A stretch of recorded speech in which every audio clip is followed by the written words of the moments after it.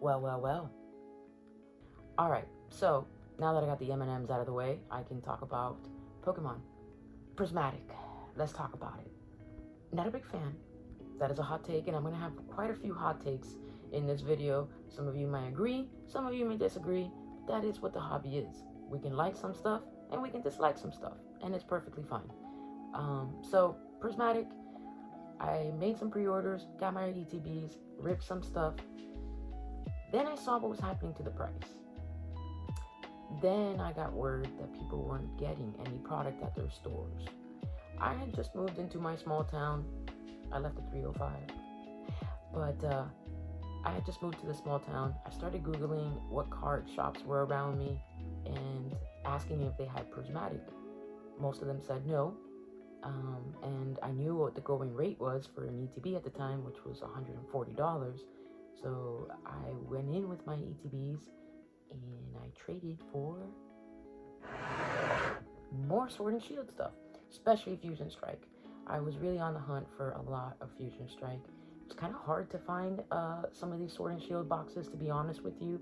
Even when I went to Miami Collecticon, I went to multiple booths asking if they had any Sword and Shield, and I understand that this was around the ending of March, so it was the drop of Journey Together, and there was a plethora of Journey Together. My goodness, did everybody have Journey Together? It's kind of settled, and I really don't like to buy stuff when it's on its way, like, up. I like to kind of buy stuff when I see like a nice flat line, which is what you should be doing. Even if you're buying an $800 box, it should be months consistent where it is the same price.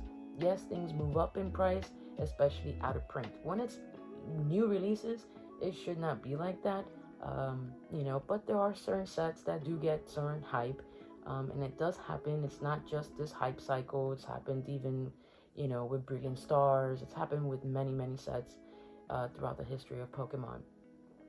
I traded 4 Prismatic ETBs for this very nice minty box of Fusion Strike. I did it again too because there's another Fusion Strike. One of the reasons that sparked my interest to get back into the hobby wasn't so much of the hype that was going on in 2020, but it was actually my brother opening up his binders and trying to finish some of the cards that he needed for his first 10 sets of Wizard of the Coast. It was fun to participate in it, and it was also exciting to see him complete those sets. The other thing that we also got to do before he sold off those master sets back in 2021 was that I told him, I go, brother, I think that we should do a live stream. And it is recorded. It's on my old IG page, which is HotToys05. It's a pretty long video, but if you do like that kind of piece of history, it is a great video to watch. It's just me and my brother going back and forth talking about cards and how he started collecting and mastering his sets. Funny enough, he wants to reconnect with those cards again. So I told him, I go, the best part about this hobby is to hunt. It is hunting things down. It is connecting with people that are going to help you finish your sets or goals that you have for your collection. Some people are in it for just vintage. Some people are in it for mid-era. Some people are in it for modern. Some people are in it only for sealed. It doesn't really matter where you fall in the hobby. The number one thing you need to do is make sure that you are actually enjoying it. So the reason why I traded all my Prismatics was because I kind of saw the writing on the wall. It really made no sense to me when I saw my Scarlet and Violet booster boxes hitting $200 when I was buying them for $90. Don't get me wrong, Scarlet and Violet is a great era. I think, and here's a hot take, I think the specialty sets are way better in Scarlet and Violet than they are in Sword and Shield. I think Sword and Shield has 4 great main sets that Scarlet and Violet doesn't have. I think Destined Rivals is going to be top tier in all of Scarlet and Violet. And follow, it would be Paldea Evolved. When it comes to specialty sets, there is a lot of great specialty sets. I know that Shroud of Fables gets a lot of heat, but I think that low-key, it is a great small specialty set, and I do love that Persian card, and I'm so glad I pulled it. I think that Scarlet and Violet is going to probably be known best for its specialty sets, not for his main sets. I think when I think of main sets, I think of Sun and Moon, XY. There's a lot of great sets. Right now, Sun and Moon is really taking off.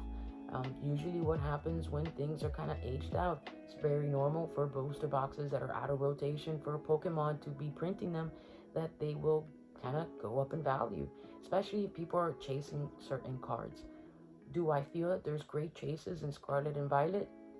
Yeah, there's some, but they tend to fall more on the specialty sets, like 151, and I'm going to say Prismatic as well. You're probably asking yourself, what is the point of this video? The whole point of this video is to tell you it's going to be okay. Trust me when I tell you, Pokemon is going to print this to the ground. They're not going to leave money on the table.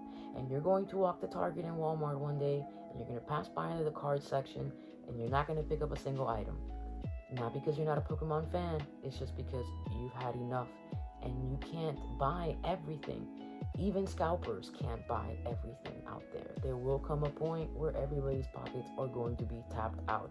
So the right way to actually enjoy this hobby is to buy what you can, keep some stuff sealed if you can, because you could use that later on down the road to trade for new releases. It's kind of the smart play, but I understand some people have this addiction to rip everything. Like if I brought this booster box to somebody who couldn't resist ripping, it probably wouldn't last more than 5 seconds in front of their face. She also has an addiction to Pokemon, so you know, it's not just one, it's two of us. She loves to rip packs.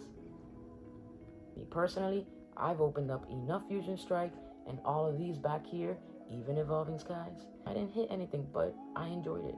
If I ever want to rip some Evolving Skies, I'll throw $30 and buy a loose pack or whatever the going price is at the time. But as far as me opening up my booster box, no. I like to look at it. I really think that when it comes to Sword and Shield, they knocked it out of the park with the colors on these boxes. You can tell where Fusion Strike is. You can tell where Darkness Ablaze, and you can tell apart the Evolving Skies.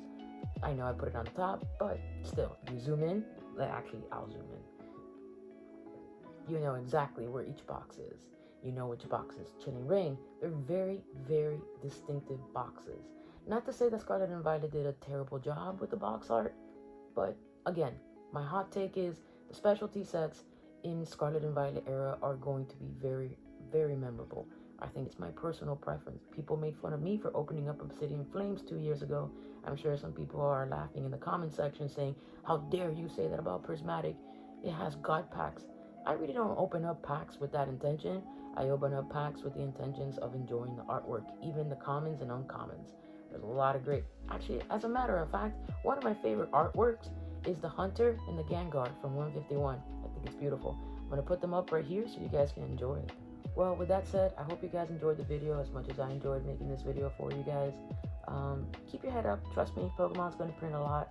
And like I mentioned earlier, there's going to be a time when you're going to walk into Target and not walk out with a single Pokemon item in your hands. So make sure you guys enjoy the hobby. Check out your local areas for local card shows. That is probably one of the best things that's happened to the hobby, is that there's more card shows, more people to meet up with, you know, either play the TCG game or Pocket, whatever it may be that you're into, sealed, ripping. I've been ripping a lot of packs for my friends because I finally convinced them all to get back into the hobby. I really gotta give kudos to their kids because they're the ones that kind of sparked the interest. I was the one that was just there like, yeah, you know, lighting the fire a little bit. But yeah, we're all ripping packs together, and we've been friends for, oh man, I don't even want to say the number, but 3 decades. So love my friends, love you guys. But yeah, I'm definitely enjoying the hobby now more than ever than I have in the last 5 years, because I'm opening packs again with my childhood friends. So I hope that you guys are creating those memories as well, and thanks for tuning in. Yes. Lena said that's a good See? This is the, I know, they don't like this one. That was trash. This one's trash. This one's trash too, right? Buns. Oh, Clemens! I love him in the show. Taurus. No, we don't like Taurus, Oblina. I hate Taurus. He was like a pain to beat in the games. Oh, we got a reverse. Oh, Oblina, this was a dud. Reverse. This was a dud. Buns. It's okay, Mimi. It's not your fault. It's Pokemon's fault. Yeah. It's Pokemon.